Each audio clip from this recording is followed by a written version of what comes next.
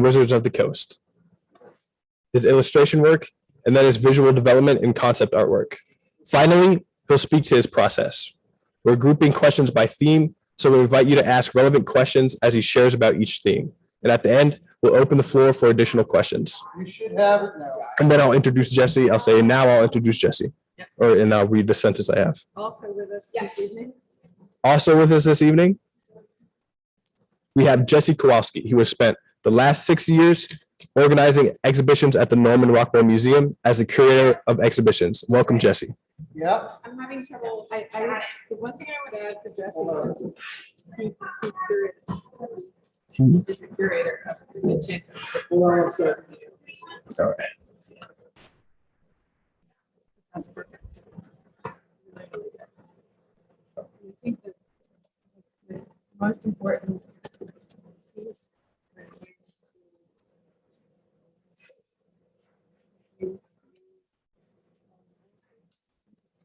important things to say. Take your time to do it really well. Yes. Okay. That makes sense. Yes. Yeah.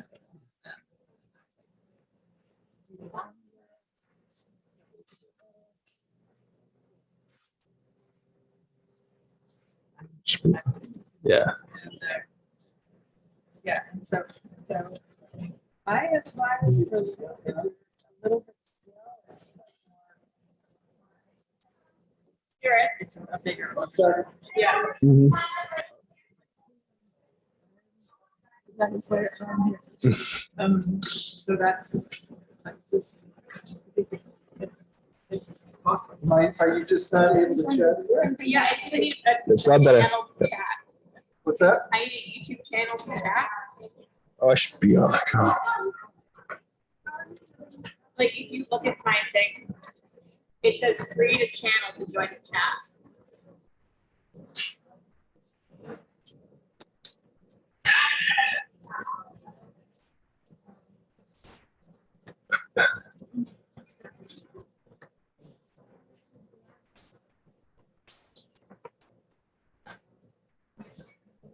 So actually, Ellen, come on over. This is good. So Ellen is observing also, I mean, it's the same, it's actually the same feedback. Okay. So photogenic and that ability Mhm. amazing. My suggestion is does have sense. There's certain things. Well, there's certain things, but it's what you're saying is make sure you connect. Yeah. Directly. See, use that fabulous talent to look right at me. And actually, you'll have more. That's for slow and learn is helpful because it'll give you more space to do that connection where you're rolling through. That gets lost. So Okay. if you slow it down and look up, and then you have to get to Yes, there are precise things. So there are also senses of things, and if I feel that sense of the words, I'm going to get the power. And he's really good at that. It's like, have you considered this? You really should. It's really amazing. Thank you. Yeah, the good news for Rich and me is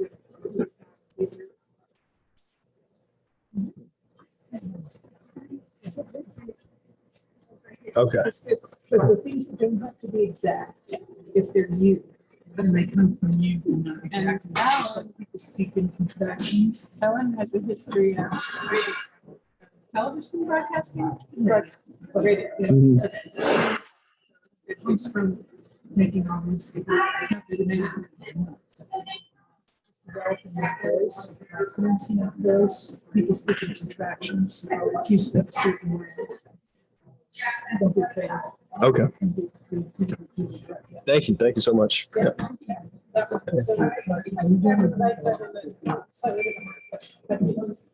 Yeah.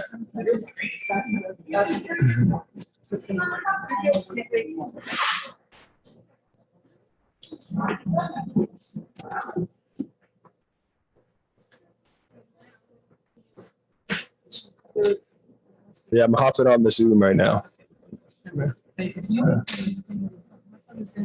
Walk around the apple juice or give you something. Yeah. give you some moment so that you're and no more feedback. Let's get rid of this camera.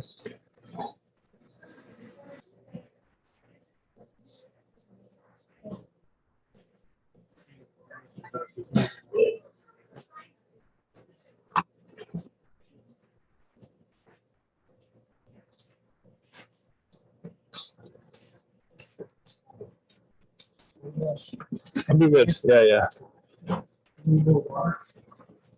Yes, anyone? I'll make it. I'll make it. Just know that we have 10 minutes. Yes. You have to go to the bathroom. I might take a quick walk around.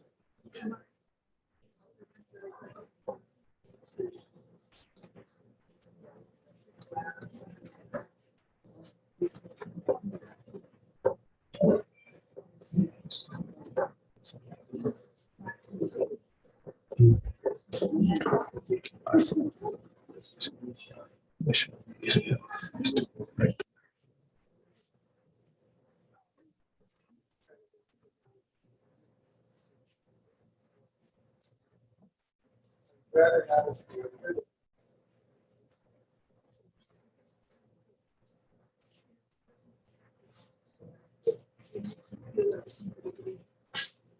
I'm a little nervous because Tyler's not. Yes? I'm here. Oh, good. Actually, that's great, Tyler. Does it look good? I'm gonna make sure you.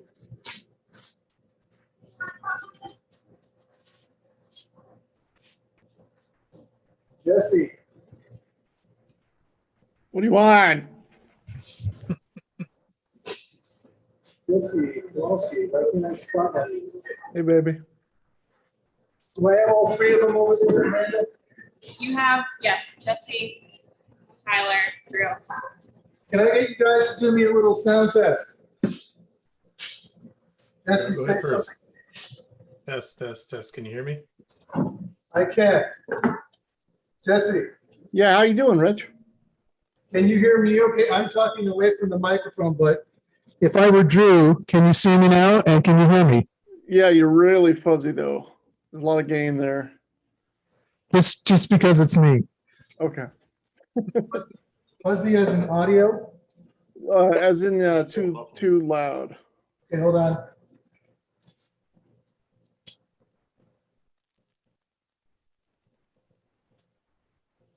Sounds great when you're really far from it though. Now, can you hear me okay? Am I okay? Am I too loud? No, that's great.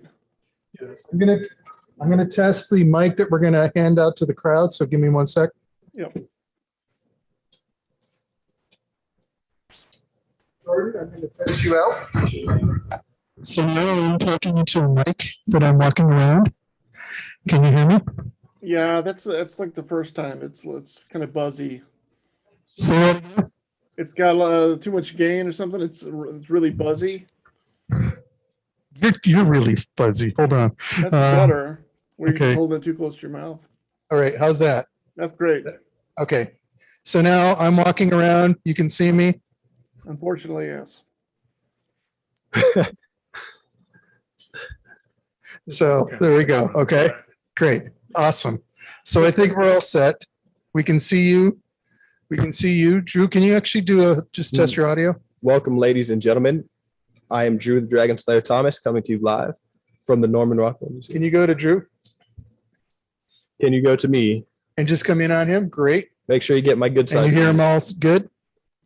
Yep. Great. I'm going to just turn up the audio for you guys. I want to test a little bit more. Hold on. Jesse, can you keep talking? Yeah, Rich, you're looking really good. You been working out or what? Yeah, all the time. I've got my James May flower shirt on. Tyler, can you just say a couple more words? Yeah, I just want to second what Jesse said. You're looking great. Sounds like you've been swimming out in the streets a lot. It's nice. Yeah, because it's flooded. All right, good. I think we're in good shape. Awesome.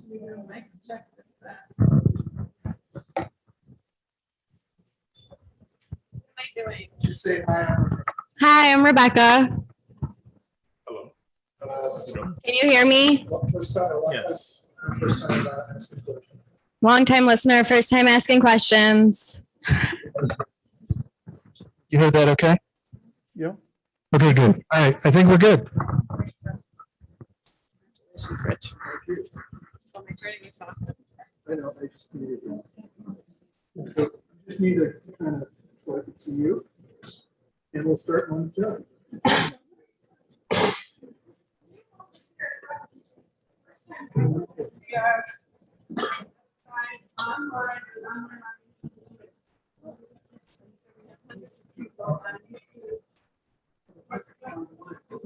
I'm sorry. No, you will, yeah, so it's music right now. But we have all of that. will work. Right here.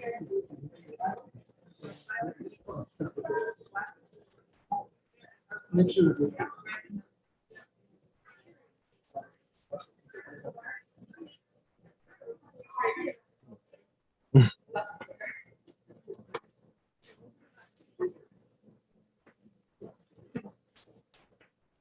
yeah, tonight, nothing else.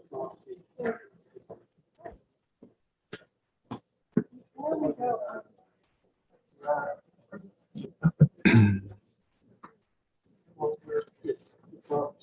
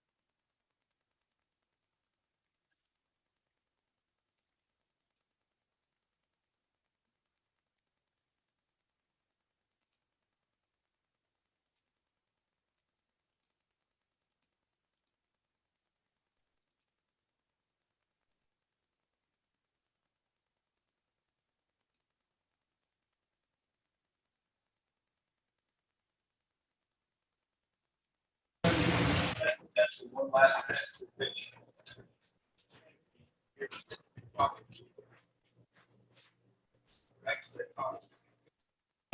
Ad-libbing for his supervisor so he can make sure the audio works.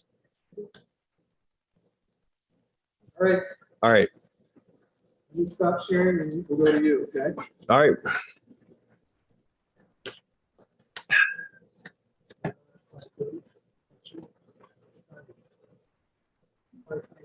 One more minute, sorry.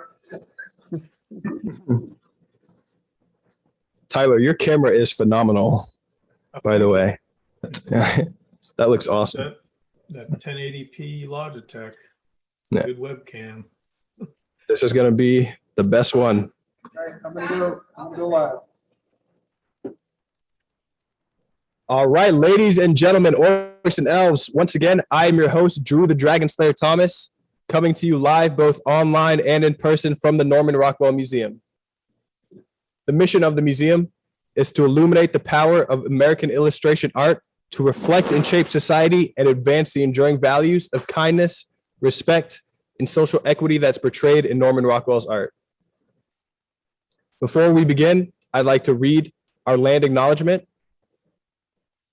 It is with great gratitude and humility that we acknowledge that we are learning, speaking, and gathering on the ancestral homelands of the Mohican people, who are the indigenous peoples of this land on which the museum was built. Despite tremendous hardship in being forced from here, today their community resides in Wisconsin and is known as the Stockbridge Munson community. We pay honor and respect to their ancestors past and present as we commit to building a more inclusive and equitable space for all. So now I'd like to welcome you all to the third installment of our Tuesday program, Meet the Artist series, where we'll be in conversation with some of the most talented illustrators and painters of our generation. And with you all, the audiences, both online and in person. We invite you to be a part of the conversation as well and ask any questions you might have. We are thrilled to be with Tyler Jacobson. Tyler will speak about his life and work. First, he'll share some of his earliest work. He'll talk about art school leading to conversation about his professional work and art for D&D, Magic the Gathering, and Wizards of the Coast, his illustration work, and then his visual development and concept artwork. Finally, he'll speak to his process. We're grouping questions by theme, so we invite you to ask relevant questions as he shares about each theme. And at the end, we'll open the floor for additional questions.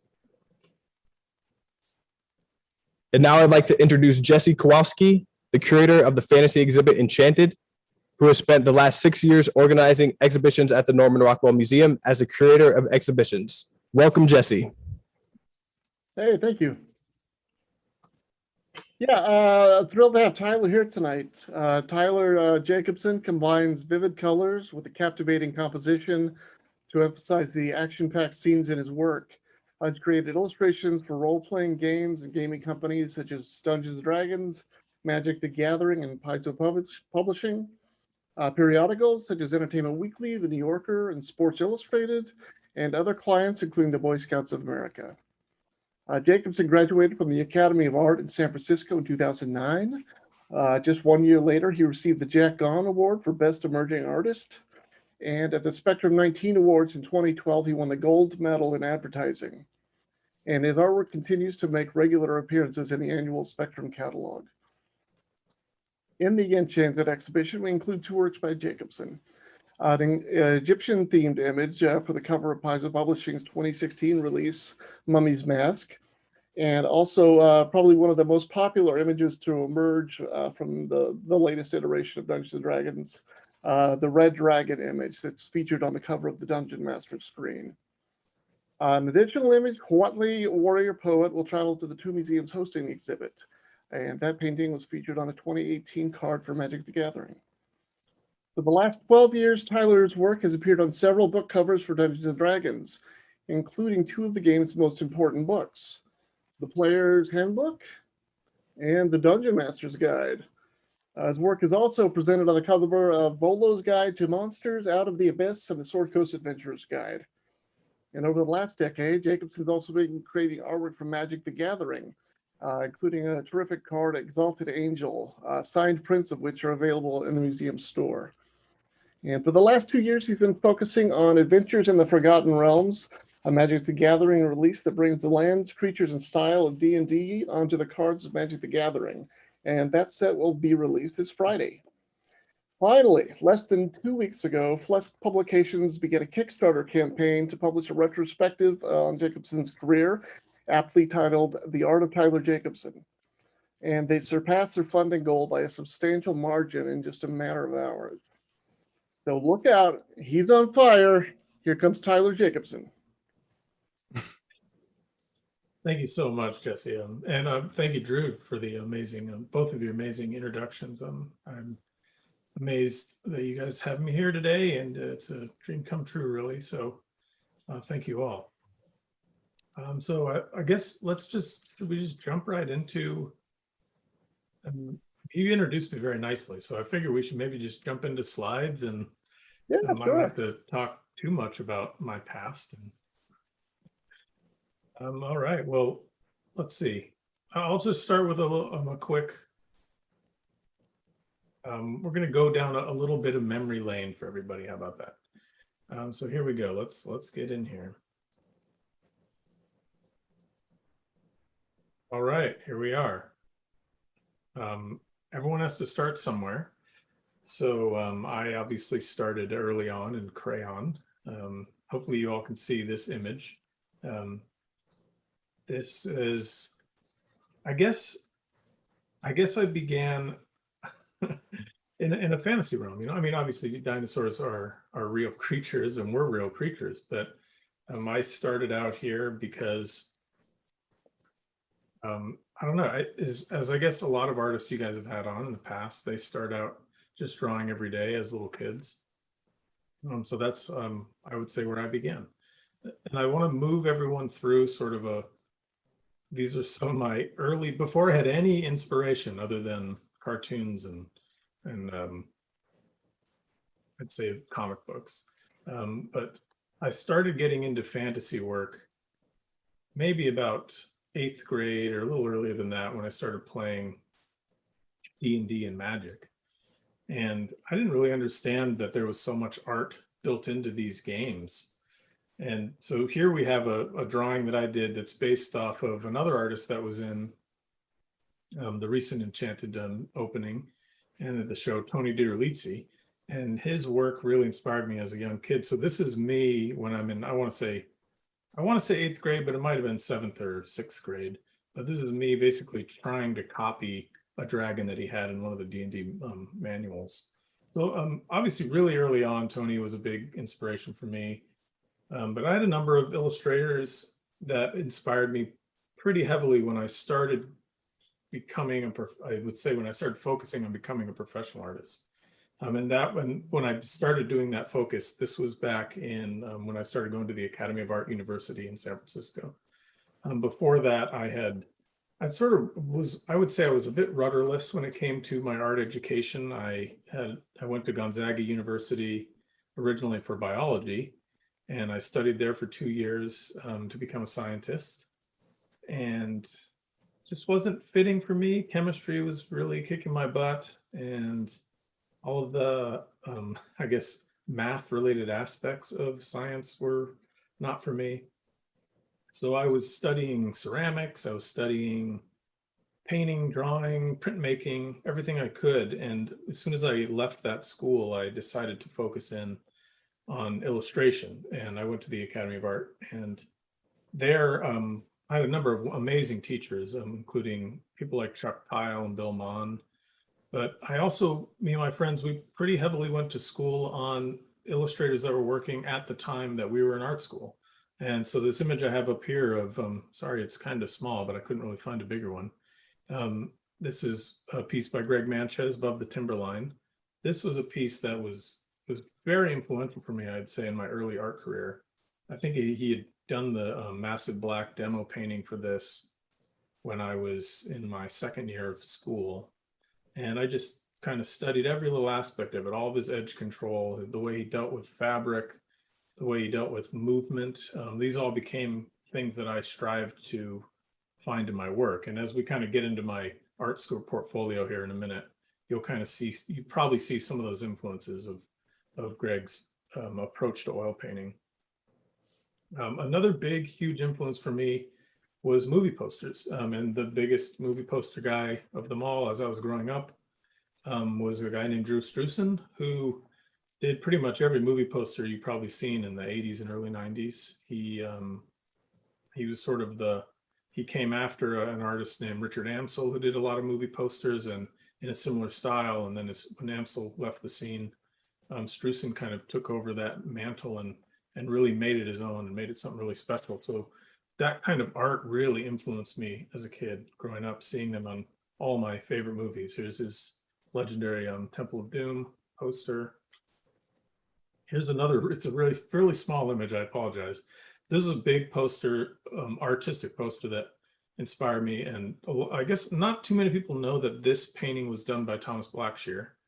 I even asked him at the opening about it, and he said that he had a much better painting that the studio and Ridley Scott didn't want to use. But I always really loved this piece, so I told him that maybe I'm the only fan out there of it, but it's just an amazing painting. And this kind of stuff, because I was such a movie nut and still am when I was a kid, this kind of stuff really fired up my imagination. And I don't think it took maybe 15 years for me to realize that this could actually be my career. There's another piece by Thomas Blackshear, his King Kong piece, another big influence for me. And then these guys are sort of production artists, and they did a lot of posters and big production work, but there was a sort of deep well of fantasy illustrators that inspired me as well. I mean, a lot of people are inspired by Frazetta, and I was, of course, as well as lots of comic artists, but a couple of the really big guys were, another small image, apologies, but this is a piece by Angus Mcbride, who's a big fantasy artist and historical artist that I just absolutely loved when I was a kid and going through art school. And he did some pieces for, I mean, he's one of those artists that is incredibly prolific, but he did some work for the Lord of the Rings.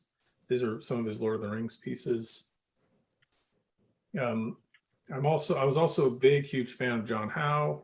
This is some of the work that he did that kind of inspired Peter Jackson's Lord of the Rings films, as well as Alan Lee. And this is Alan Lee's watercolor painting of Edoras from Lord of the Rings. I'm also a big, huge Lord of the Rings fan. And while it's not necessarily a subject I've tackled, I'm kind of saving it. You know, it's one of those subjects where I'm almost afraid to tackle it because it means so much to me. So I'd like to leave it to these great artists that painted so much Lord of the Rings ahead of me. So that kind of, those are inspirations for me. And I think it's always been fantasy art that's been my favorite thing. I'll show you some examples of work that it's not really fantasy, or it's just other genres. But fantasy has always been my target, and I really haven't done too much sci-fi work. It's been mostly fantasy. So I kind of want to show you some of the work I did in art school. If there's a point in here, before I get into the art school stuff where there's questions, maybe have it after the art school stuff, and then we can jump into some questions. Sounds good. Okay, great. So here's some of the work I did in art school.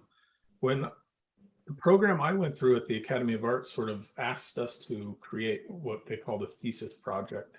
So it was a body of work that inhabited, or that encompassed, what we wanted to do with our careers. So most of the work I did, I would say, was half and half visual development for video games and film, as well as illustrations.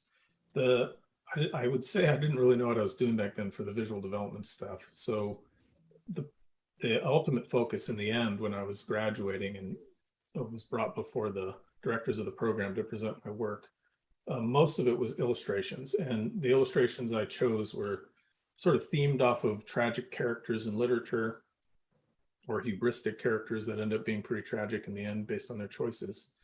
So this first one was, I did a series of paintings on Captain Ahab from Moby Dick and his obsession on killing this whale that maimed him. These are a few selections from that, but just pointing out, you can kind of see where I have this sort of chunky paint marks, and that is Greg Manchez's influence on my oil painting back then. I always like to point this out because it's really important to know that every artist has influences that kind of dictate what their style is going to become. And we pull from all kinds of artists and we find out what works best for us, and that ends up becoming our signature mark. I don't know if I was ever necessarily aware of it, but it's where I began, and I eventually, I guess, established something that I would say was my own style. But this, I would say, is the beginning of me kind of figuring out how to make marks, how to paint the way I want. And this was all in oils back then. This was another Ahab piece kind of inspired by those old pirate Howard Pyle paintings. And NCY, both of them. Another subject, tragic character I tackled unexpectedly would be Beowulf from Beowulf himself wasn't the tragic character, but Grendel was kind of the tragic creature. There's a book, I believe that our author's name was Robert Garner. He wrote a book from Grendel's point of view, and I found that very inspiring. I love dogs and animals, and was going to try and be a biologist that worked with animals. So seeing that perspective of Grendel being sort of a creature that wasn't necessarily an evil monster was interesting to me. So I did some work on that subject. And these are the two pieces. This is sort of Grendel sadly dying alone in the snow. So that would encompass my art school work. And pretty quickly out of that, I started doing some production work. But I think this is a great spot to kind of have a little break, and we can chat, and maybe there's some questions we can answer as we move on. Sure. There's a lot of questions about your early life and your art school, but you did touch on this question. I just want to ask, it was one of the first questions. What was it like to be exhibited alongside artists you idolized like Thomas Blackshear and Greg Manches? Oh, I mean, it was a dream come true, really. It was hard for me to even believe it at first when Jesse reached out and asked me about having my work in the museum. First of all, I'd never been to the museum, so being in a museum that is, dedicated to the legend that is Norman Rockwell is beyond an honor. But then to be exhibited next to Tony Derlizzi, Greg Manches, Thomas Blackshear, Donato Giancola, Brahm had a few pieces in there, James Gurney. And these guys are legends, and I've always looked up to them as I've, become a professional artist. And it's truly an honor to get to, I guess, be considered amongst them, people that I thought inspired me to become an artist to now be, I guess, one of their peers, which is just really wonderful. So I can't thank everyone at the Rockwell Museum enough for that opportunity. All right, thank you. Another question we have, somebody asked, was there a moment that you knew you wanted to become an artist instead of a scientist? Yes, there was. It was called chemistry class, and it was incredibly difficult for me. And I would say both my aunt and uncle are research scientists. My aunt's a PhD in microbiology, so I was sort of like, oh, okay, this is a thing I could do. And I think I remember messaging her and being like, chemistry is really difficult. Why didn't you tell me about this?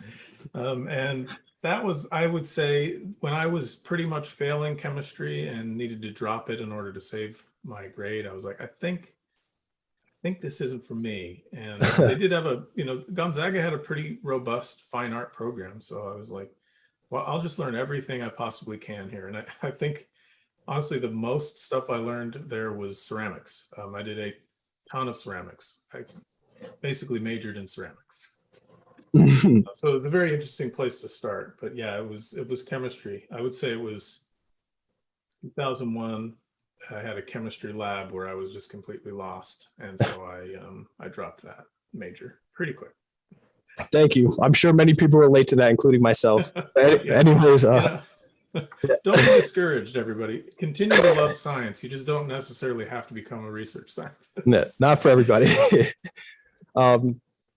Another question. As a very young person, you showed dinosaurs flying on land and swimming in one image. I wonder if this early recognition of ways to be on the planet are a precursor to expanding your edges to fantastical characters and lands.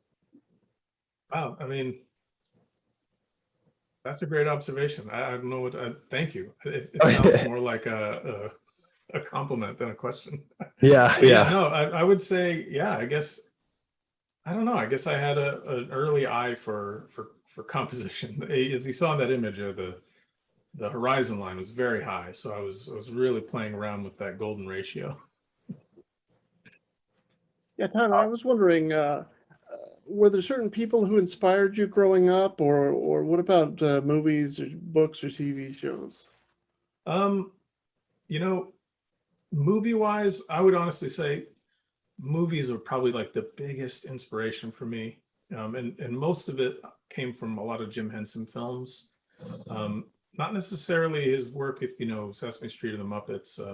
It was a lot of his really darker stuff. So The Labyrinth, Dark Crystal, those kinds of works that just had a really beautiful amount of art that went into the development of the film, and all the puppet work and the special effects. And that actually led me down a sort of tangent of my obsession with art, was special effects. So I was really into special effects done by Stan Winston's studio in movies like The Predator and Terminator, and all of that really great practical effects work. All that kind of stuff really culminated in inspiring me into being a storyteller through imagery. I know that's all movie stuff, and there was probably a huge time in my life where I really wanted to get into film production, and I'm not counting it out, of course, but that was those were heavy influences when I was younger. And have you done any concept art for films? I'd say film adjacent kind of stuff. I've done I would say a little tiny bit of early stuff with Marvel work, but it was more on their production side. And then eventually probably went to some film stuff, but it hasn't been too much. Most of my career focus has been with game development. We've got a few more early life questions. Somebody asked, do you have a single painting that you idolized as a kid? Ooh, that's a good one. Yeah, actually, yeah. So when I was younger, I was really into a game out of England, out of Nottingham, really. It's a tabletop miniature game called Warhammer 40K. And I don't even know if it has a specific name, but there's a painting done by an artist who still works and does amazing work today, Karl Kopinski. He did a piece of, what you'd call a space marine, a Crimson Fist space marine. And I think I would tear that out of every book I could get or every magazine I could get. And I was thinking about it earlier before we were preparing for this, and I just couldn't find, I had taken so many versions of that out of the books or magazines, out of this one painting that he did of this space marine, and I couldn't find an image of it to put up to show you guys. But anyways, that was it was just this vignetted painting of a like space soldier from the future, just walking towards the camera. And I obsessed over that. I think I redrew it a million times. So yeah, that was a big one. Funny little probably hard to find piece. Thank you. Just so the audience knows, we have one more early life question, then I'll get to those 2 questions about your time at the academy. Cool. So the question is, was your family supportive of your switch to art? If not, how did you move past it? If so, how important was their support? So yeah, I'm pretty fortunate in that my family, most of them, I'd say all of them, were very supportive. I know that I've heard a lot of stories from a lot of artists who didn't have that same kind of support, and it's very unfortunate. But they were actually, when I switched my degree from science to art, my actual aunt and uncle, who were scientists, both were like, finally, he finally left. We were worried you were going down the wrong path. So I had a lot of support, and it meant a lot to me. It let me know that that I was doing the right thing. It's easy to second guess yourself when you're trying to become a professional artist, and there's lots of other options of, I guess, less exciting jobs that I could have easily done, but I wanted to, I don't know, I had enough support for me to think like this is the right path, and that I'm just going to keep going down it. I rarely had moments where I was like, this isn't right. And I think that came from the family support that I had. Thank you. Somebody asked, who were your teachers at the Academy of Art, and did they help steer you in a particular artistic direction? Yeah. Oh man, that's so many. Honestly, every teacher I had there was really incredible. The few that stood out as ones that really pushed my work to the place I wanted it to be were, number one was an artist named Bill Mon, who still runs the program there. He does a lot of Western work, and now he does a lot of gallery work. But he was just a jack of all trades illustrator in the 70s and 80s and into the 90s. He went to Art Center with I think Craig Nelson, who's also a teacher at the Academy. Another artist that was really helpful to me was a English artist named Stephen Player. He was one of the teachers there. My figure drawing artist, Lisa Barrett, was a huge help. And then I had I did a lot of fine art work with a truly incredible fine artist. His name is Xiaoming Wu, just this incredible figure painter. And I think I learned a lot more about oil painting from him than anyone else. He's just this master of edge control and color and atmosphere. I mean, he makes paintings of figures that look like landscape paintings, if that makes any sense. If you look up his work, Xiaoming Wu, it'll make sense when you see it. It's like, wow, these paintings of human figures look like just beautiful landscapes. So yeah, those are a lot of the influences I had. And I worked with some folks on my way at the tail end of my career. I worked with a couple of artists at Pixar who were helpful to me. Randy Barrett, who is a matte painter there, and Tim Avat, who is a sketch artist there. And they were really helpful in sort of helping me figure out whether I wanted to do visual development work or illustration work, because they both had experience in those two fields. But yeah, that's a long list of people, but I guess we all come from tons of influences and artists that are very helpful. Thank you. Perfect. I know we have a lot of exciting things to go through, so we'll go ahead and continue if that's all right with you, and we'll get to the rest of the questions at the end. Yep. Great.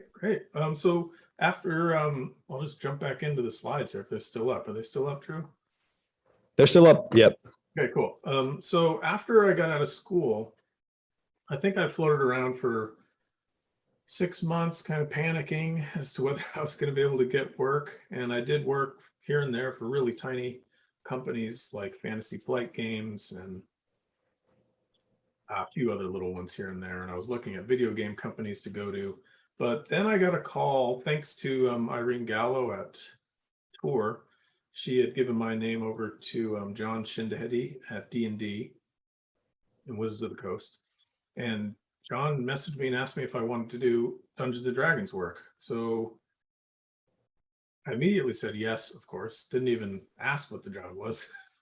Because, I mean, as we were talking earlier, I kind of grew up with that game. And it never really hit my mind while I was in art school that it would be something I would work for. I was just kind of figuring out how to find work. And it turns out that Dungeons and Dragons needed a lot of work, and a lot of my favorite artists came through there. Bram started pretty heavily with, I think you guys had a talk with Bram. He probably talked about his early work with D&D. Tony Derlizzi, of course. So it was a dream come true, really. And then I feel like I fumbled the ball a little bit. This is the first piece that I did for D&D. And as an artist, it's one of those pieces that I cringe when I look at it. But my wife has told me pretty strongly that it looks great and I shouldn't worry about it. But I do like to show people this because for me, I feel like I didn't do as good as I could have, maybe because I was stressed or, it was my first big job. But it also shows that, every artist grows as they move through their career and their life. And this was my first big production piece. So there it is. I don't know what to say about it. Let's move on so I don't have to look at it. So I started doing a lot more D&D work. This is my first cover for D&D for Dragon Magazine. This is where I really got to play with their D&D has all kinds of crazy monsters, and I got to kind of try my hand at adjusting their designs and taking something that was pretty cartoony reference that I received and turning it into something that's more towards the more realistic look that I want in my work. And it's getting closer, I think. Getting closer. This was yeah, go ahead.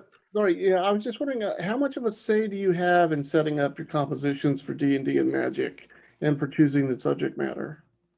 The subject matter is often chosen by them. Usually their writers write up an art description and they know what they want.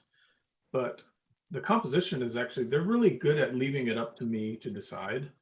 Their kind of golden rule there is to not pin the camera down. And when I say that, they try not to be too prescriptive as to where you view the scene. So for something like this, they're like, well, we want the big demon in the middle. And in fact, they didn't even say that. They're just like, there's a couple of fighters fighting a demon. Then it's up to me to how to frame that. Do I want a low camera, high camera? Do I want to zoomed in? All of those are my decisions. And I can run a few options by them, and then they'll decide like, oh, we like this one the most. Let's go with that one. But they're really good at not pinning the camera down when it comes to art descriptions. And That's great. I've experienced jobs where they've excessively pinned the camera down, and it's a really breath of fresh air when an art director is not trying to do that to you. Perfect. So yeah, well, moving on here. So this was my first cover, and this next one is I'm going to show you folks, like as we go through these, a lot of pieces that I would consider basically breakthrough pieces for me. This is where I got to play around with composition a lot more, with this really hot color line coming down, and then the rest of it's all pretty gray, and then a lot of motion. This was a piece that really, I don't know, it's where I kind of got to push my images more towards the vision that I had in my head. And that can take a long time to figure out as an artist. To really, there's an image in our head all the time, or in my head all the time, and it's a challenge early on when you don't have the experience or you haven't put enough hours into making images to get that image perfectly on the page. And this is one where I got extremely close to that image in my head. And you'll also see when I go back one slide, the difference between these two is that these two sort of mark the transition where I left working in oils and began working digitally. So the previous image, this one, is almost entirely painted in oils with some digital adjustments. And then this one is entirely digital.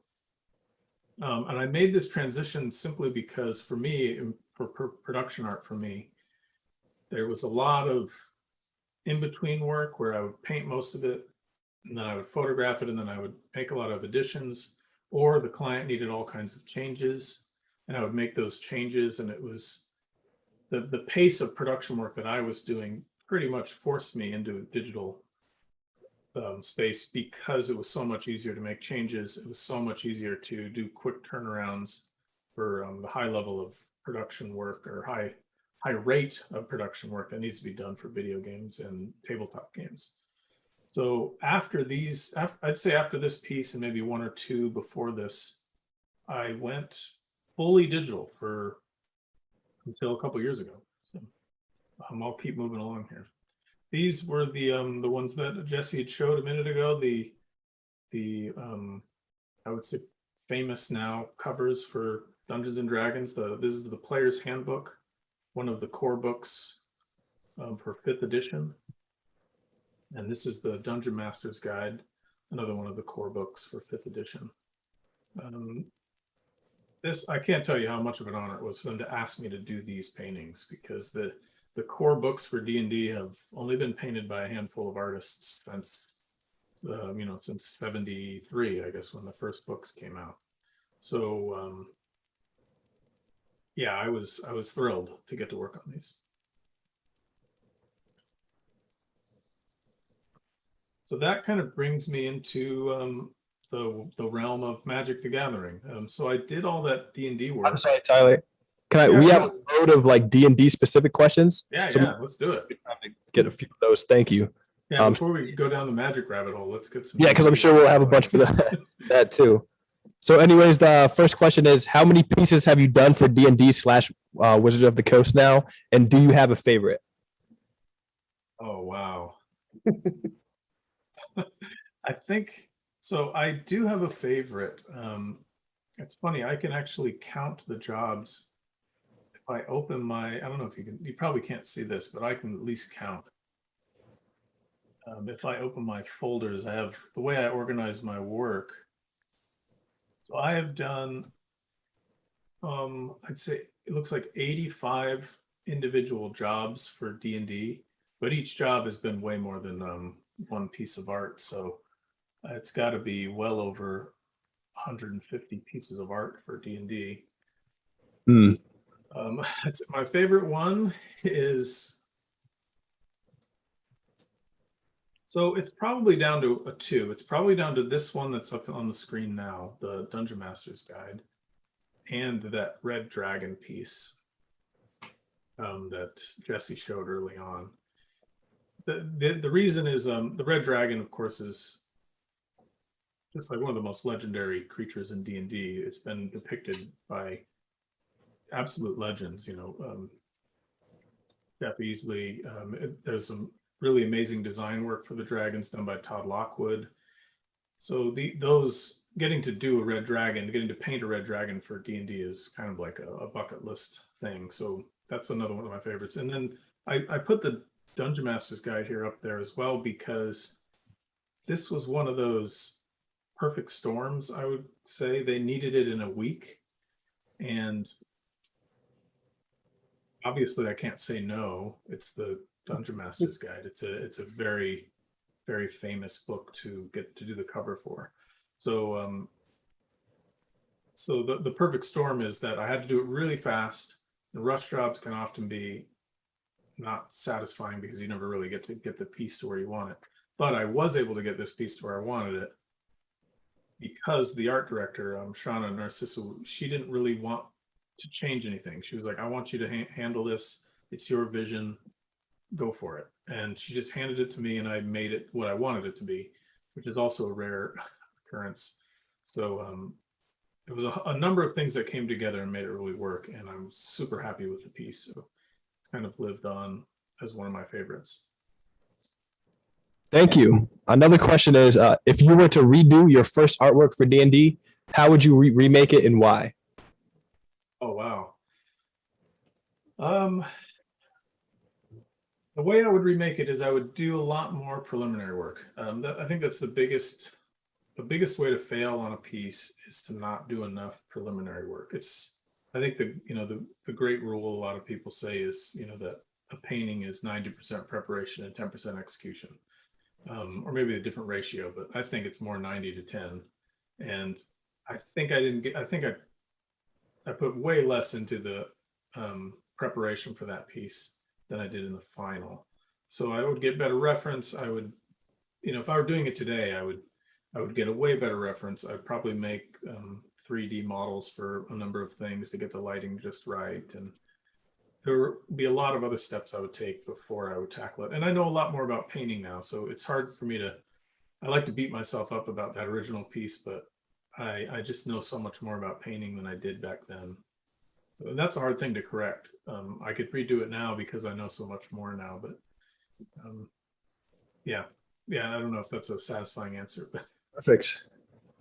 We have one more D&D question and we can move on. They ask, Sure. Can you talk a bit about what a typical brief for D&D or Magic the Gathering looks like and what references you're provided for that sort of work? Oh yeah, great. And I can obviously chat more about Magic when it comes to that, but D&D and Magic have fairly different formats for their art descriptions. I would say D&D is a bit wordier because there's a lot more that tends to be going on when it comes to storytelling that is required for their illustrations. That they tend to exist in books, and they usually are tied into illustrating a very particular aspect of a story campaign. So there's a lot more going on in the descriptions usually for D&D, and it means there's usually a lot more characters, a lot more complicated things that have to be solved, lighting issues, and there's a lot going on. And I'd say the big difference between that and Magic is Magic tends to be a bit more, say, simple but concise when it comes to their descriptions, because you're dealing with a 2-inch illustration window. It lives on a card that's this big, where D&D lives on big book covers. So there's a different target you're trying to hit there. A much bigger grab on a book cover or a big full page spread. So I guess if it comes down to just the simple differences, D&D is usually much more complicated. The reference they provide is actually, they do quite a lot of visual development for both D&D and Magic. So the reference is very robust. There's usually an entire world guide that you receive, which is a big giant PDF full of a full explanation of the universe that you're working in, what almost everything looks like in that universe, so that you avoid generic solves. So there's not just generic looking armor and generic looking swords. There's usually a style to swords and armor and culture. All of those things are established in the visual development, which we'll go into in a little bit when we get into my slides. But yeah, both Magic and D&D have really robust world guides and reference packs that they send to you. Tyler, if I could just ask, what type of character do you play, and are you a lawful good or a chaotic neutral guy? I sometimes like to be neutral or chaotic neutral for sure. And I'm almost always, well, when I was younger, I was always a barbarian. Obviously, the easy go-to, be a barbarian. But if I'm going to play now with some friends of mine, I like to really do the role play aspect of D&D. I really want to try and be something that's not my character, that's not me in reality. I want to be like Daniel Day-Lewis in D&D. So I really want to put on a different persona. And I tend to play either warlocks or some sort of thiefy guy, a rogue or a ranger or something like that. Right. When I play. All set to move on with the slides. I know we have 2 themes left to go over. Sure. Yep. Okay, let's move into, okay, so Magic and D&D are part of the same company. If anyone out there is not aware, they're part of a company called Wizards of the Coast. Wizards of the Coast originally was a company that just owned Magic, and then they purchased TSR, which was the original company that made D&D. So they work on the same floor, actually, and all the art directors know each other, and they look at each brand's artist pool. And so what happened to me was had been doing so much work for D&D, and John Schindehede and Kate Irwin and Mary Kukowski, who worked over there, that they started seeing my work on the Magic side. And the art director on the Magic side was a guy named Jeremy Jarvis. At that time, he had been the lead art director for Magic for about 10 years. And he gave me a chance. I remember he emailed me and said, hey, do you want to try out 2 test illustrations, which is typically how we would start people on Magic. And so I was given my first one, which is a pretty famous Magic card called Sneak Attack. But Magic reprints cards over and over again, and they always do very, very different illustrations whenever they reprint one. So this was my approach to a famous Magic card called Sneak Attack. And it's big up on the screen, but this printed at 2 inches. So that's the major difference, I would say, between this kind of work and this kind of work, is that this has to hold up at a very, very small size. And that's a whole different solve, I would say, when it comes to illustration work. So this started me down the road to Magic the Gathering work. Jeremy Jarvis felt that piece was good enough, so I continued to work for them and have worked for them for about 10 years now. This is a big milestone piece for me in Magic. It's a big 2-headed ogre that I got to design named Rurik Thar. For me, I don't know, it was just a great opportunity for me to spotlight a silhouette. So he's kind of spotlit here in the middle of his torso, but he still has a really clear silhouette, and he survives again at that 2-inch scale, which is can often be really challenging if your work doesn't have really clear silhouettes, or we call it figure ground relationship. So if the figure and the background don't stand out from each other really strongly, it's not a really successful illustration for Magic. So I try to tell young artists to look at Magic cards and see the really successful ones, and if it's the kind of work they want to do, try and fill their portfolio up with stuff that has that kind of relationship, that figure ground relationship, strong silhouettes. And this was a piece for me that I thought worked really well for that. And it kind of sent me down reinvented my style, I guess, when it comes to doing Magic work. It kind of sounds like answering this question already, but they asked, how do you make an artwork hold up at a smaller card size? That's it. I mean, it has to do with, I mean, there's a formula, sure, and you'll see a lot of artists do this where they have a strong silhouette and their characters usually spotlit, and then there's a sort of medium value background. That's the best solve. But if you really dig through a lot of the really successful and really well done magic cards, you'll see there are other ways to do it that work really well. But it is about contrast. Strong contrast helps.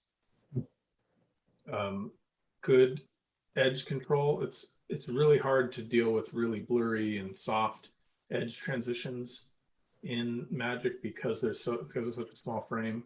And then good value control. So if your work doesn't have a really clear value pattern between the lights and the darks, it won't stand up at 2 inches. So those are a few things that you kind of have to track when you're building a Magic card. I think the next area I'm going to move into is, I've done a lot of Magic work and D&D work, but I've also done work for publications. So this is a piece for Scientific American about early humans crossing the land bridge into North America, probably roughly from the archaeology 15,000-ish years ago, 12,000 years ago. So this is really fun to work on because it's not fantasy, but it gives me the opportunity to play around with science a little bit. I actually had to work, because it's Scientific American, I had to work with a number of scientists on detail accuracy. I think that if you look down in the corner, there's a figure with a spear climbing a rock. I think I had to repaint that spearhead like 5 times because each version wasn't as accurate as it could be to the archaeological evidence. So it's a fun job in that I got to experience that sort of how can I, as an artist, depict what the scientists want to see in the illustration. This is a piece I did for Tour for Wheel of Time. So it's a, Wheel of Time is a very famous series, but it's a bit different from D&D. D&D is pretty loud and swords and sorcery and dragons and flames and lots of crazy magic. And Wheel of Time series is a lot more subtle when it comes to that. So this is me getting to play in a fantasy space that's more subtle, and then I don't know, just a lot more fun. I wouldn't say more fun, but it's an interesting, different challenge to solve different subject matter and get a different feeling than D&D. So it's not always painting D&D or Magic. I'm actually trying to solve other fantasy properties that have a different mood. And this is a piece again for that brand that I mentioned earlier, Warhammer 40K. This was a huge influence for me when I was a kid growing up. The artwork done in that by people like Carl Kopinski and Paul Dayton and Adrian Smith. Those guys really, I guess, showed me the direction where I could take some of my work into this. This stuff's pretty gnarly and scary looking, but I really like that kind of work. And a lot of the work I've done in my career has at least been geared somewhat towards this kind of stuff. And I've only done a few jobs for Games Workshop, but this one was one of my first, and I had such a fun time painting my take on characters and creatures that I got to play with when I was a kid, when they were little tiny 1-inch miniatures. So this was a super fun job for me. Oh, okay. So I think this is a good place to break before, and we could talk more questions. Before I get into, I'd like to chat with everyone about, or at least give them a short tour of my visual development work, the stuff that's not illustration, but it's more concept art. Yeah, that sounds perfect. I'd like to make these questions quick if possible, because I know you have a lot of interesting stuff to talk about, as you say. The first question is, what is your process for getting prompt on card and its stats and mechanics to making the final piece? Oh, great. Great question. So one thing they're very guarded about, and specifically, is they do not tell us the rules for the art or for the card. The reason for this is it's distracting, number one. And because of that distraction, it can cause the artist to actually solve the image in the wrong way. So they're really specific about not letting us see what the rules are. so that they can, as the art directors, can guide the image without the distraction. It's very easy to read the rules of a card and be like, oh, okay, I'm going to do this. And it can often be counter to what the designers want the card to actually look like. So we really almost never get the rules. The one thing they will give you rules wise, because Magic is such a rules intensive game, is that some creatures have flying and they need to be depicted as having flying. And that's by actually flying or have wings or something like that. They need to appear to be flying. That's all. I'd say that's the most they ever go to when it comes to rules. And occasionally, if it gets really hard to solve the image, they will then bring the rules up, and maybe that'll help change the artist's perspective. But most of the time, they avoid even bringing it up. What was the other part of the question? Was it something to do with the art description? And its stats and mechanics to making the final piece. Right. So we don't get any of the stats or mechanics. We get the creature, or we get the card type. So whether it's a creature or a spell, we get the color, because sometimes that's really important to how you construct the image and how it lives on the card with all the graphic design that goes into a Magic card. So let's say it's a blue card, you know, you kind of want to key your image towards blue, or at least a complement to blue. So it's a fairly orange image. So those are the kinds of things that they don't tell us the mechanics. And yeah, and then they're as a company, they're really good at not nailing the camera down. So we have a lot of freedom to make the composition the way we need it. Thank you. Another question is, Great question. they ask, how did you make the transition from working for games to also doing work for more serious publications? I wouldn't say it was a big transition. I was kind of doing them side by side. So when I got out of art school, I would say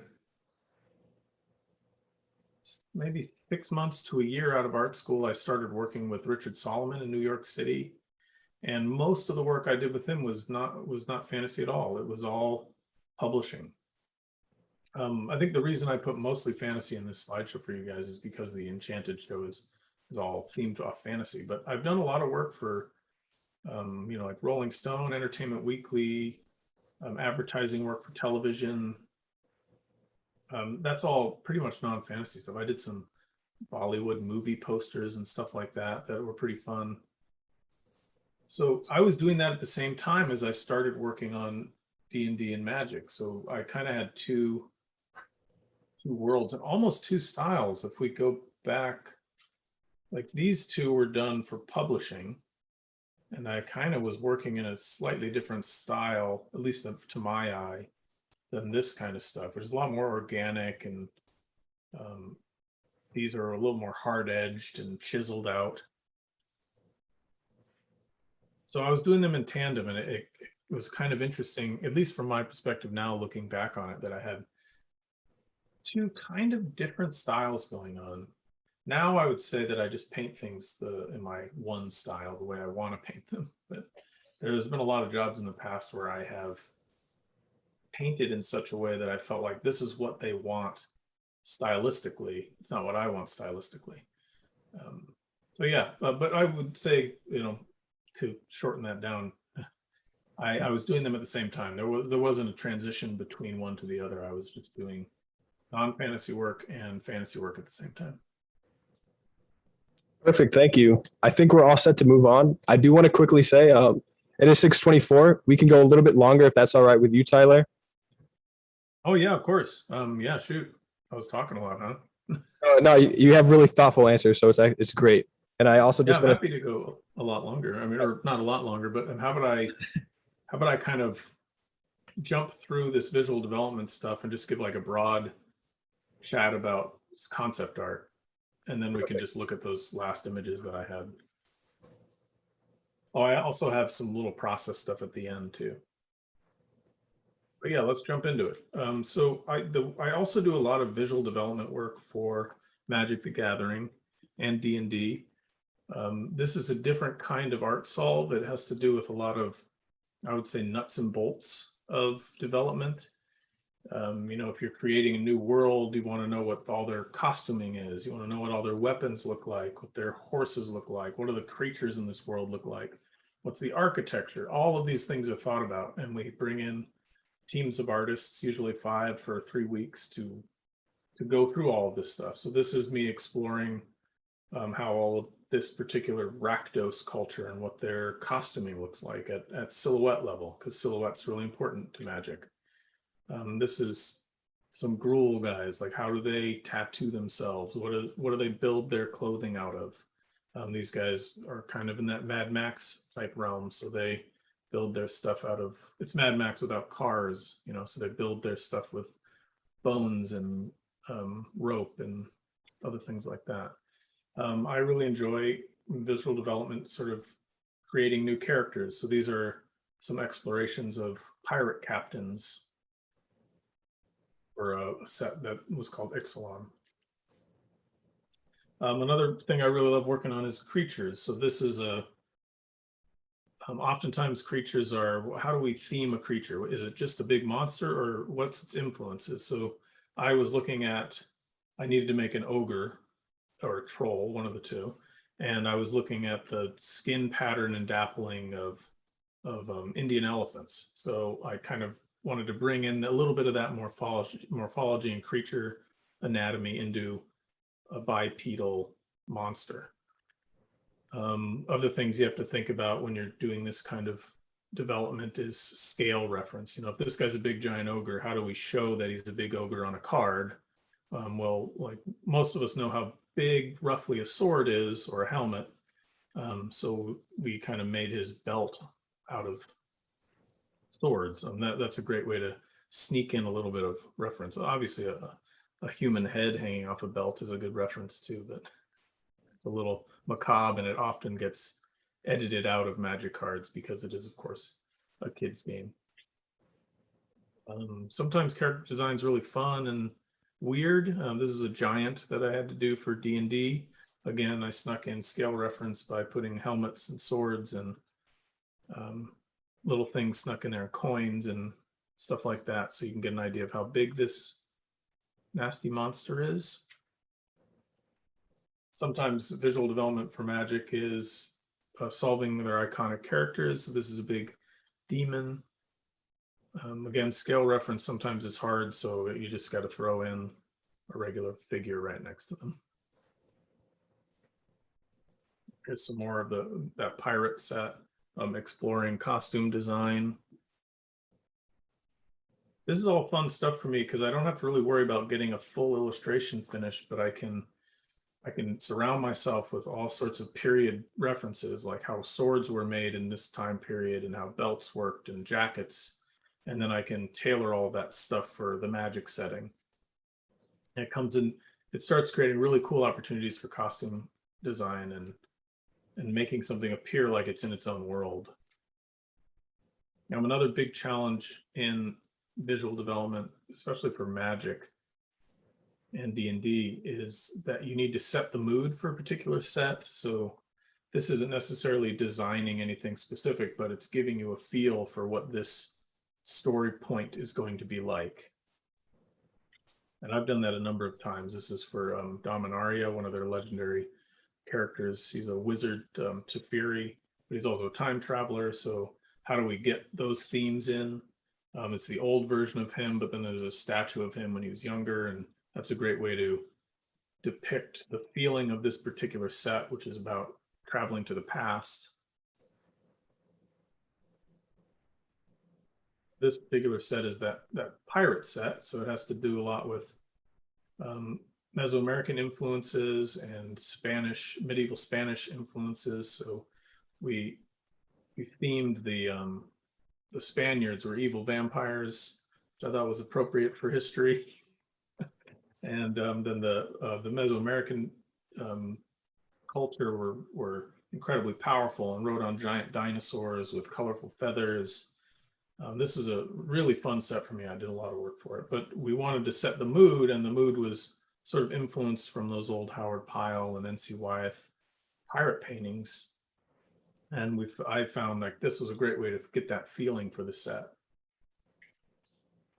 This is a fairy tale set we were working on, but it was also kind of a darker twist to the fairy tales.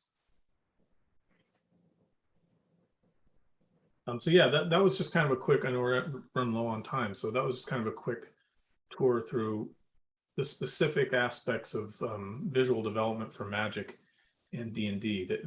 The asks for concept art for video games is actually very different than from tabletop, because video games tend to have to exist in 3 dimensions, so you need to show the characters from all angles and design them from all angles.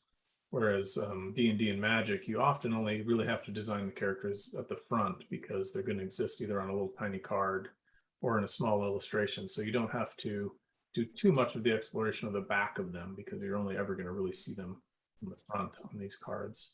So it's a different solve, but it also there's a lot of culture that you have to build into all these worlds that we've worked on. But that kind of gets to the end of the concept art. If people have questions about that, we can go into that. We have a couple questions.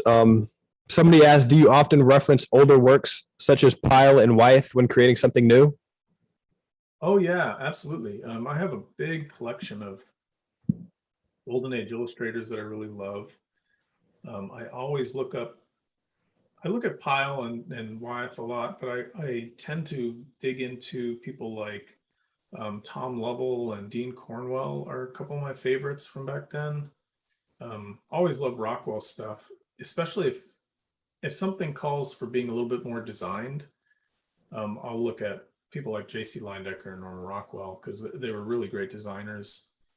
And you can see how their design levels kind of influence people like Strewson, who influenced me. And so whenever I have to do a designy piece, I tend to look at those guys as well as Strewson because they're all of them are really great designers. Thank you. This one's maybe not so concept related, but we've had it for a long time. So I want to ask, I've noticed you use limited palettes a lot in your larger illustrations. Could you talk about that decision? Yeah. Color theory was actually really difficult for me to tackle when I was in art school.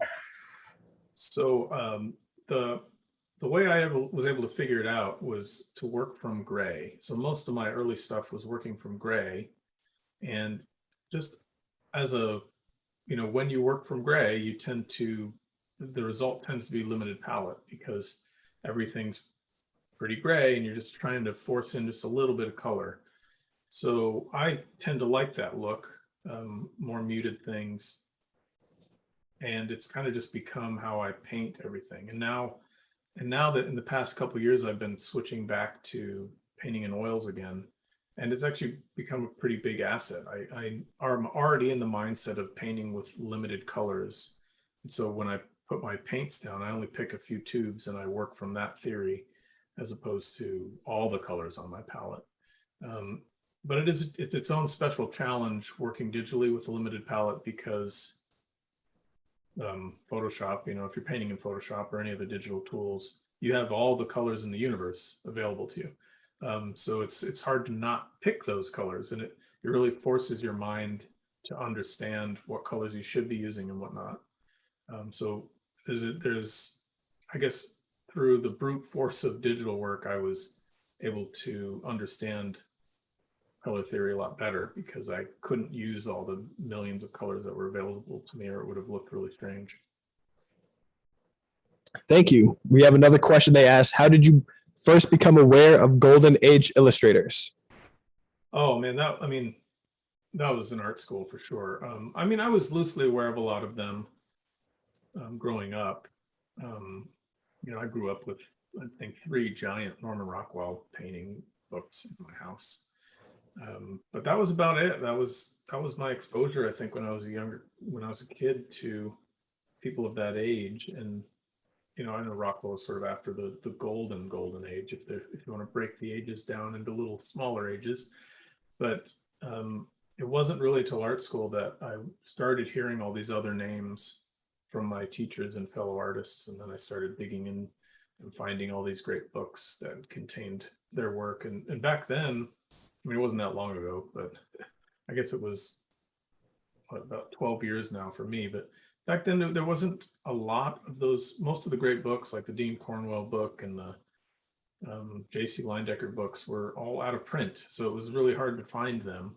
I'm glad, at least in the past decade, there's been a number of publishers that have brought a lot of those books back. I know the Andrew Loomis books were really hard to find back then. Now you can actually find them.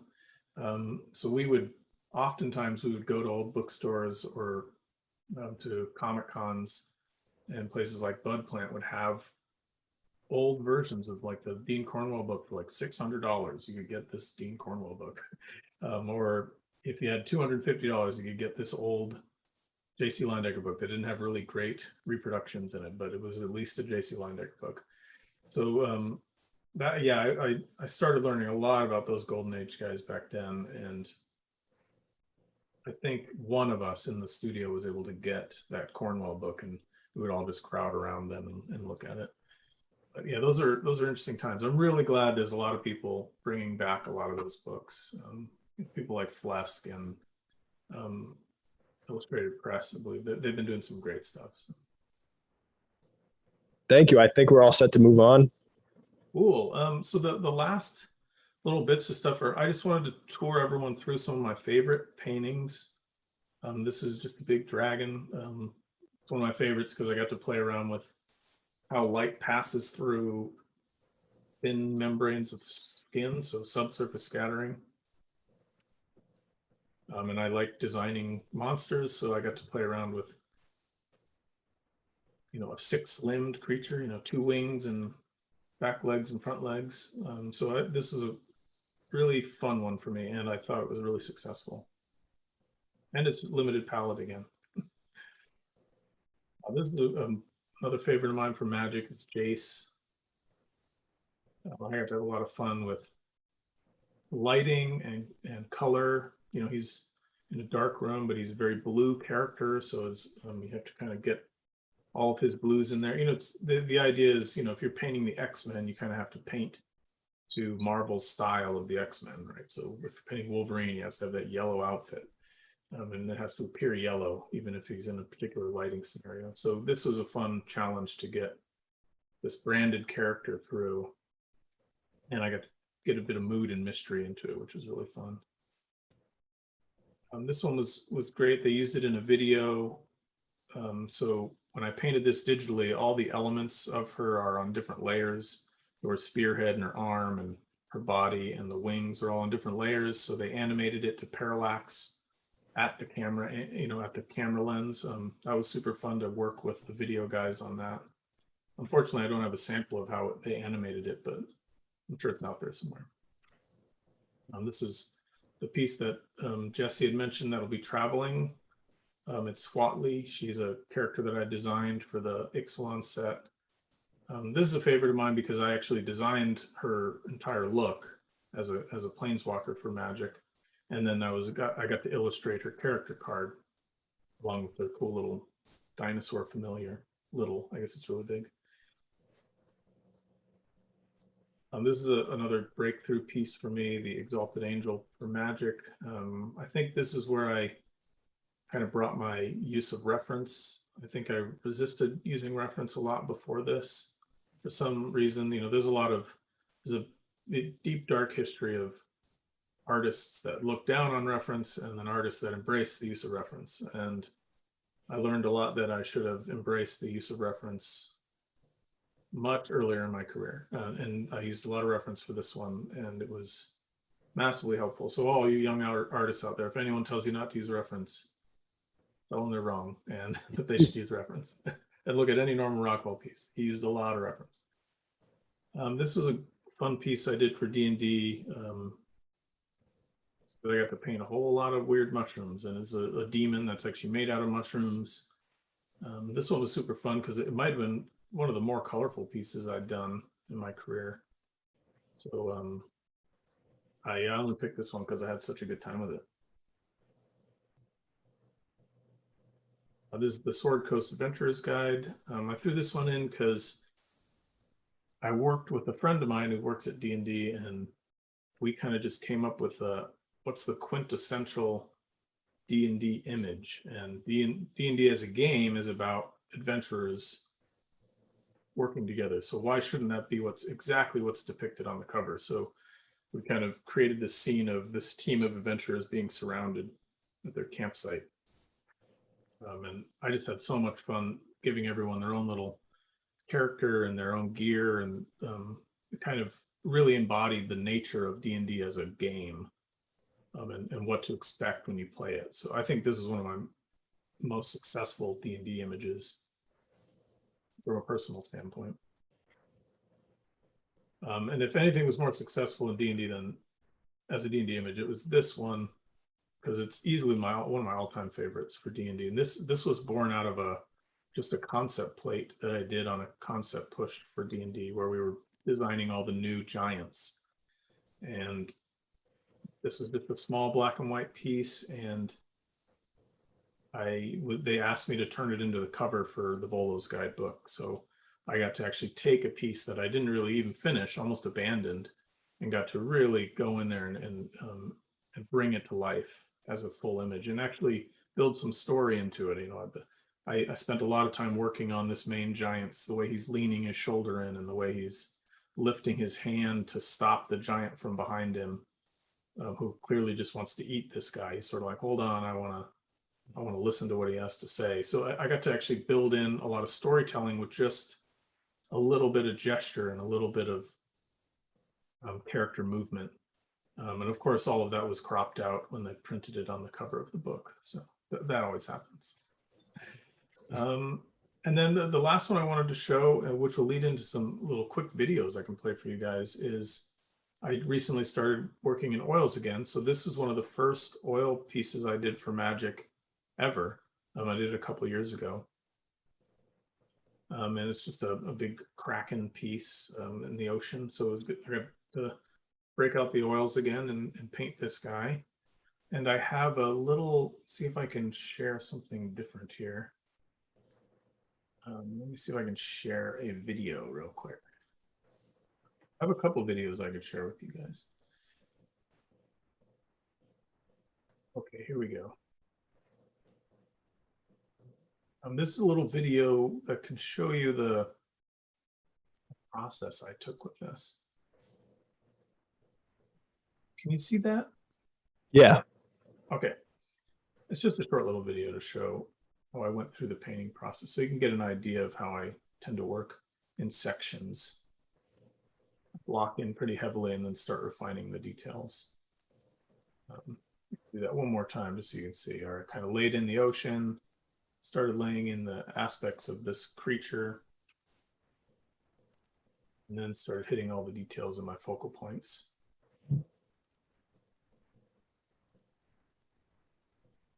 And if we have time, I can play a couple more little time lapses of how I do oils, and we can just chat while they play.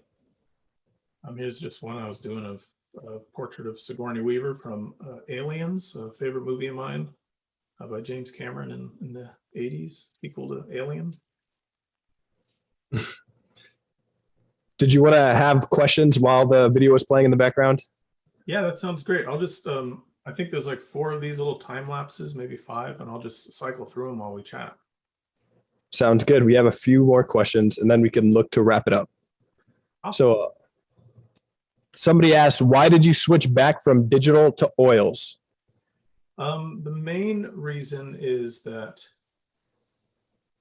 I wanted to get back into oils specifically because I've missed, there's 2 reasons. You can sell Magic originals there's a big market for Magic originals. So it was a great way for me to actually kind of pace myself down a little bit. Production art can be pretty high turnaround, you know, lots and lots of stuff all the time, late nights, weekends, sort of a never-ending schedule thing. So I wanted to be able to slow down that work a little bit, but also create an artifact again, which is something I've missed when I've switched to digital, is to not have this actual artifact and the craft of painting with oils, which I really enjoy, you know, learning all the science and the chemistry around it. So it was great to get back into that, and then on the back end there's a great market of collectors that really love Magic originals, and they're all really great folks. So it's a nice little arena to move into in order to you know, the selling of original artwork is a great way to sort of make up for the less production work I have to take on in order to accommodate the time that it takes to work on these. So it was kind of a joint push for me to do that, to switch. It was a way to slow down production art and a way to compensate for that lack of work by selling the original paintings. And I'm having just a great time. I've been able to reconstitute a whole section of my studio to actually be an oil painting setup, and it's really bringing me back to the early work that I did as an illustrator, which is all in oils. So it's a nostalgic process, and I've had to actually sort of relearn how to ride that bike. Apparently you do forget how to do that stuff. Hey, Tyler, can people still contribute to the Kickstarter for your book? Yes, absolutely. It's open, I think, for 15, 16 more days. So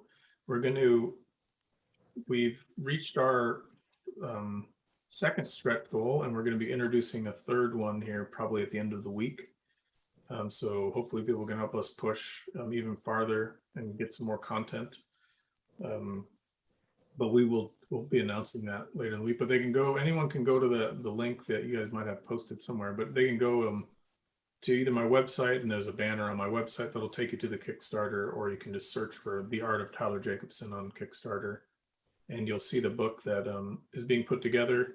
It's almost all finished. It's all that hard work of creating the book is being done by John Flesk and his folks, Kathy and Vicky. They've all been doing an incredible job laying out the whole book, and there's some samples of the layouts on the Kickstarter if you go on there.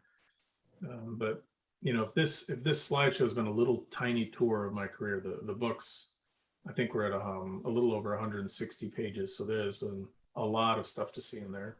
It'll be great. Right. I think this might be a good question to end it on. I do want to say, if anybody in the in-person audience has any questions, we do have a microphone that I can bring over to you. Just raise your hand. But anyways, the question is, what was the last piece you did for yourself? Oh, wow. This is something that I've talked with my wife a lot about, because it's not something I make a lot of time for, but I encourage any artists in the audience or anyone watching to do it. I almost never do it, but the time lapses I'm showing you right now are actually pieces I did for myself on a little stream that I do called Live Brush with my friend Ray Bonilla. I would say my favorite one is actually the one I just played you, the time lapse of the little predator.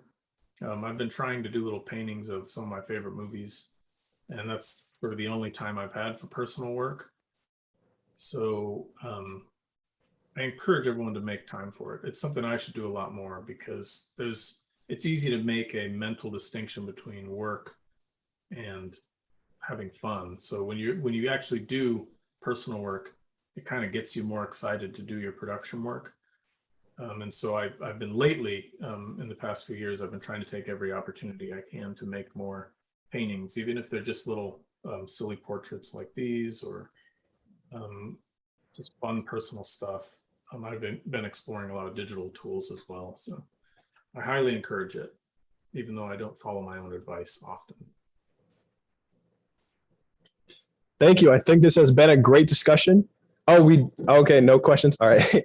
Before I wrap it up, I want to thank everybody for joining us tonight. You all are a part of a growing community of people who understand the work of illustration artists and the profound effect it has on the way we think of things. There's been around 400 people gathered here tonight watching throughout all our platforms. And I just want to thank you all for making this a great discussion. Our next program in a week on the 27th, we'll be talking with Scott Gustafson, an illustrator who's well known for his work on classics such as Peter Pan, The Night Before Christmas, and many more. Feel free to reserve your spot now. And one more thing before we wrap it up, I want to invite anyone to consider becoming a part of the community in a greater way by becoming a member and making a gift to support this work. I just dropped a link in the chat.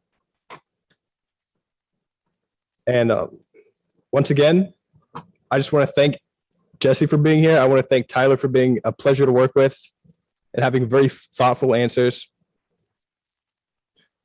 And I've been Drew. No problem. Thank you so much, Drew. You've done a great job, man. Thank you. Appreciate that. I've been Drew Dragonslayer Thomas, and we'll see you next time. Bye, everyone.